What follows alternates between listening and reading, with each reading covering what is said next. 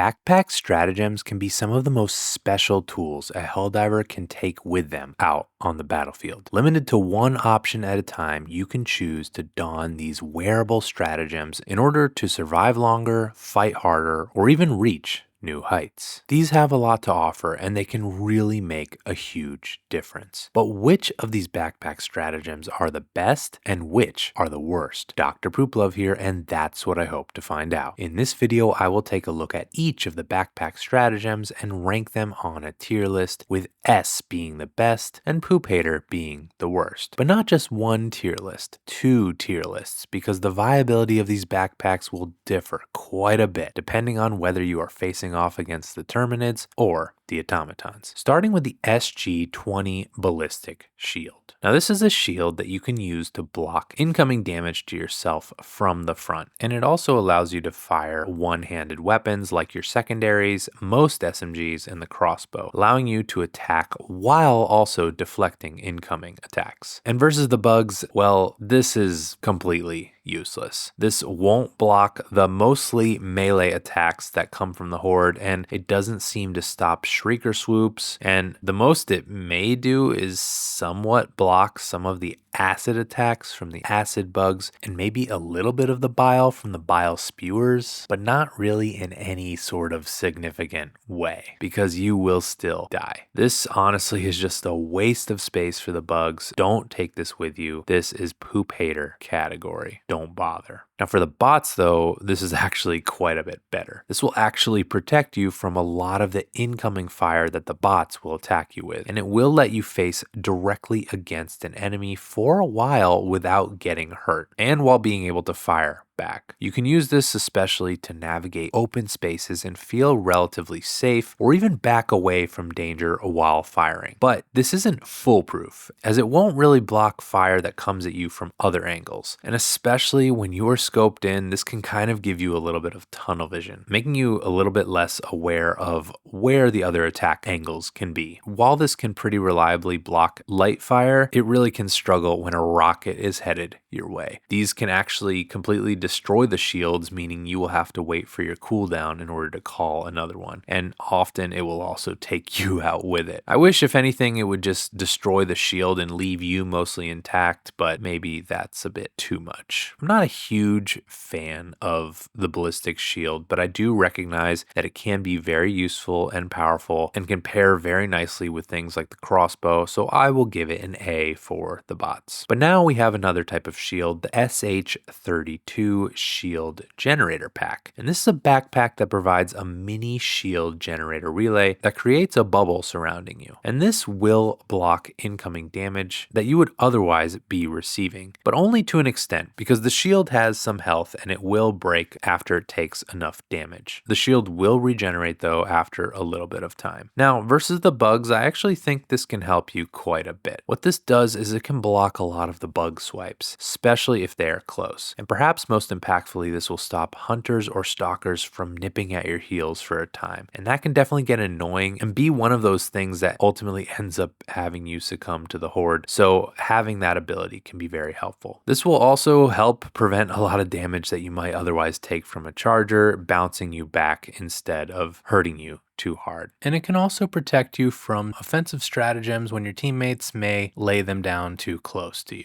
Once the bubble is popped though, you are on your own for quite a while before it regenerates, and so when you are this close to a horde, that danger remains unless you are able to get some offensive action in. Regardless though, this will give you some extra chances, and that can really help you survive over the long term, especially if you mess up and get yourself in a tough situation. For that, I will give it an A for the bugs. Now for the bots, I actually find this to be quite a bit better. As you are encountering a lot of enemy fire, this will give you a lifeline and an extra chance from damage that can be very often headed your way. This can also tank a rocket, which would otherwise kill you or ragdoll you all over the place. I find having this on me very comforting, taking it out, because you just feel a little bit more safe, and essentially this makes you feel like you have a bit of a heavier armor set on without sacrificing more stamina, speed, or even stims. For all this, I actually find this to be an S tier stratagem for the bots. But now let's take a look at some of these dogs. First, we have the AXAR-23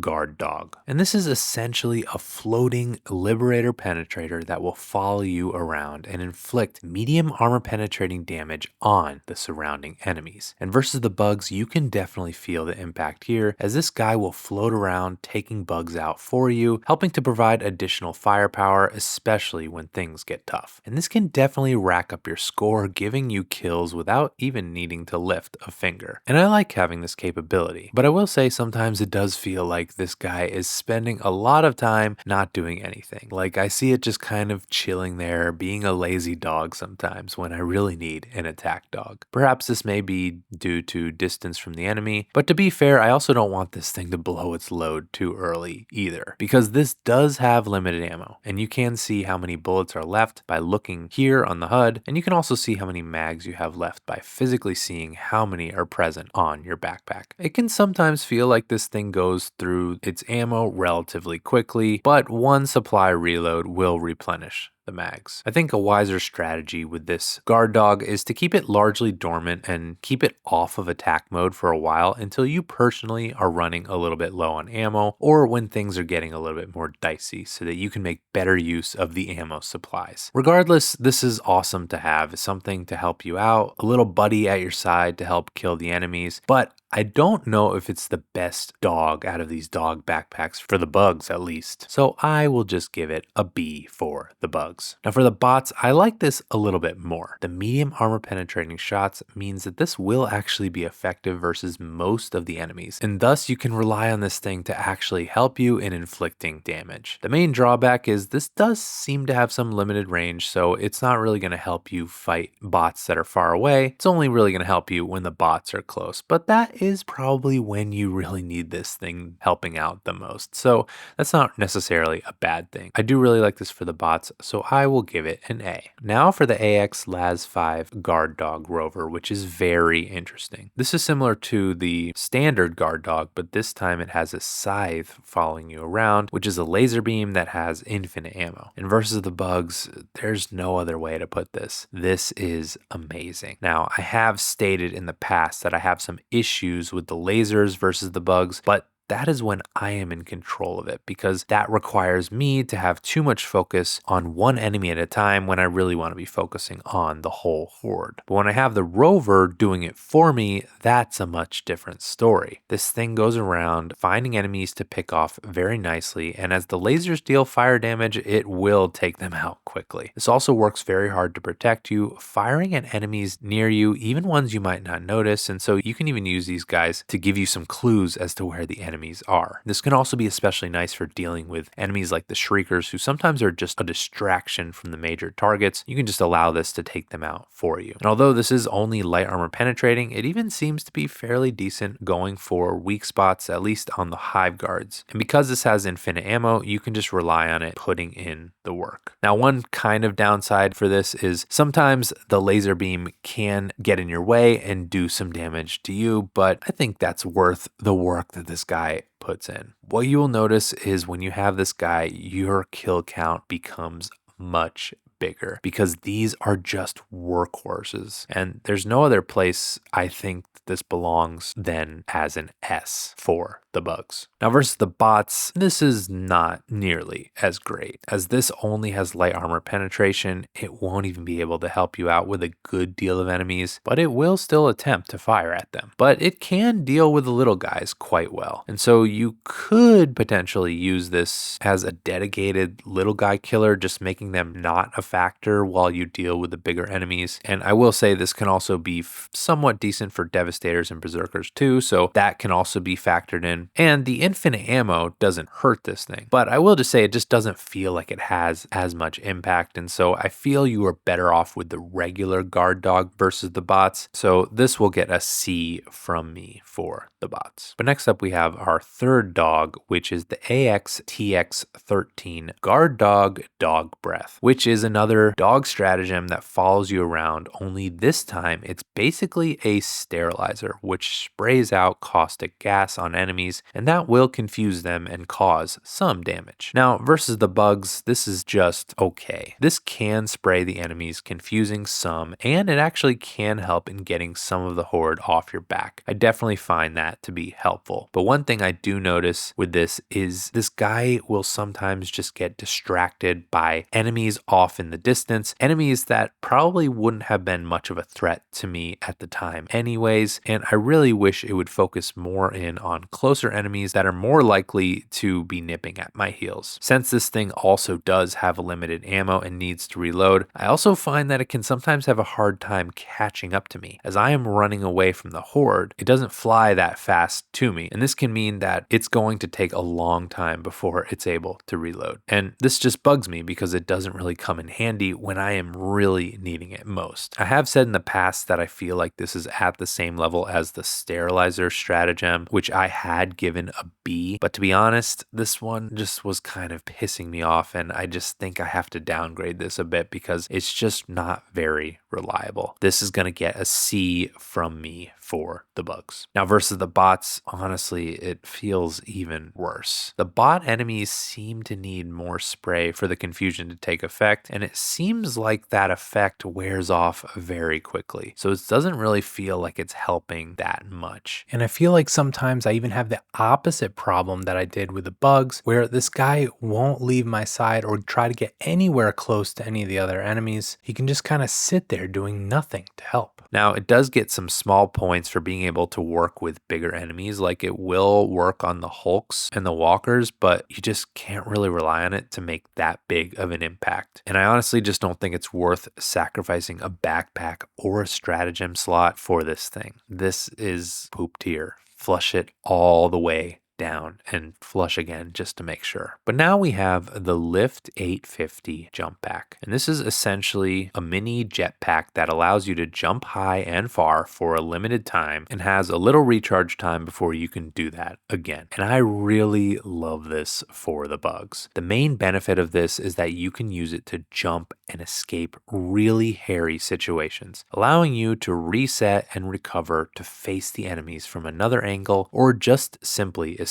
This also has the ability to keep you safe for a while as you reload, in particular your stationary weapons, like the machine gun can actually have part of its reload completed while you are in the air, eliminating some of that exposure that you otherwise would have to deal with. I also like that you can use this to get to new heights, which bugs can't reach or at least will have a harder time reaching. And that can give you some good safety versus the horde, and also can just be great for being able to protect yourself and safely extract at the end of the mission without letting things get too hairy. This backpack is also just damn fun to use, and so yeah, this is gonna get an S from me for the bugs. Now, versus the bots, this continues to have some benefits, but perhaps is not as great as it is on the bug front. I do like that, especially when you get into a bind, like when you have multiple enemies firing at you from all different directions, you can use this to fly away to a new and safer angle. And this will also help you with infiltrating and escaping those little bot bases that you often see throughout these missions. Now, jumping to new heights doesn't necessarily protect you from incoming fire and rockets, but I do like that you can use this in combination with something like the anti-material rifle, as you can jump to kind of a sniper perch and start taking enemies out. This may not be the best backpack that you want to take out versus these guys, but it does have some notable good uses, and so I will give it a B for the bots. But now let's move on to the B1 supply pack. And this is a backpack that allows you to carry 4 supply packs, which include ammo, throwables, and stims. And you can either use these for yourself or distribute them to another team member. Now, what's funny about the supply pack is I remember this wasn't seen as something too powerful, especially when resupplies do have a fairly short cooldown, but I will say, I love this. For the bugs, this will come in handy, especially when wielding weapons that you tend to run out of ammo for quickly, like the Scorcher, because once you run out, you can replenish your supplies and just keep firing. This will also give you access to a lot of stims, meaning you can stay alive much longer, and you also have access to more throwables as well. Now, ideally, you do want to try to exhaust as much as possible from all of your supplies before needing to replenish again, but either way, you have this option, especially in emergencies. You can be sure to replenish any resources you desperately need. And one thing that I think might be a little bit underappreciated about this stratagem is that because you have so much reserves at your fingertip, you can be much more liberal with your supplies. And this can give you the confidence to just go ham and become a complete killing machine because you know you're not going to necessarily be regretting it later, running around on empty. Another aspect here is especially when playing with teams, you may spread out and it can be hard sometimes to coordinate fair distribution of resupplies. Often one person may desperately need to resupply while the others really don't. Now, personally, if you have this on you, you're not going to be the one often needing to resupply, but you also can have a very critical role in helping distribute supplies, especially to teammates who need it. Not only can you provide one to them at any time, but also any unused supplies from a Hell Pod resupply call down can replenish your own backpack reserves, allowing you to bring unused resupplies with you and save them for when the team needs it. This is all around very strong, providing you with a lot of personal advantages, but also something that can really help support the team. So